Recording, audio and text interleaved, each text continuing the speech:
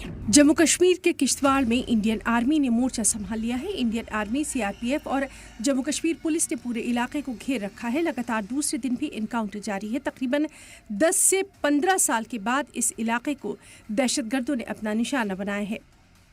कल जंगल में छिपे दहशतगर्दों ने आर्मी पर फायरिंग की, जिसमें नायब सूबेदार राकेश कुमार शहीद हो गए।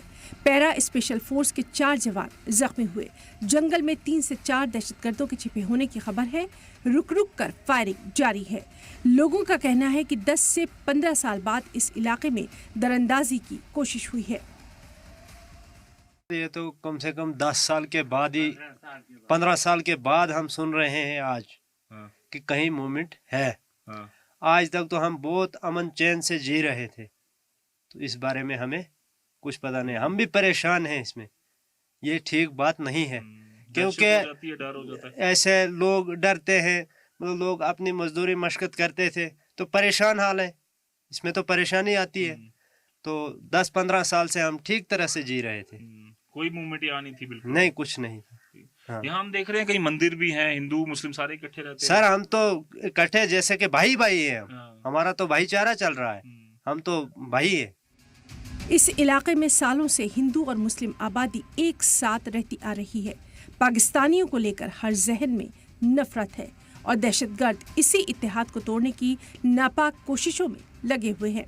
वो तो बाहर वाले लोग जो आते हैं, जो फिरका प्रस्ती लोग होते हैं। हाँ। ऐसा तो हम तो नहीं चाहते हैं, क्योंकि हम भाईचारे वाले लोग हैं। हमारा भाईचारा चलना चाहिए और हम भाईचारे में रहने की काबिलियत के इंसान हैं जी। हम ये नहीं चाहेंगे कि हमें ये करो वो करो, ऐस करेंगे तैस करेंगे। नहीं, हमें भाईचारा ही होना चाहिए। हम भाई भाई हैं आपस में, हमें क्या है। दरअसल कश्मीर में अब अलगाववादियों के इशारों पर कोई पत्थरबाजी करने के लिए तैयार नहीं है। 10 साल के बाद अवाम ने नई सरकार को चुना है। जमहूरियत बहाल हो चुकी है।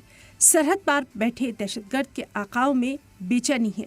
लगातार दहशतगर्दों को जम्मू कश्मीर में माहौल बिगाड़ने के लिए भेजा जा रहा है।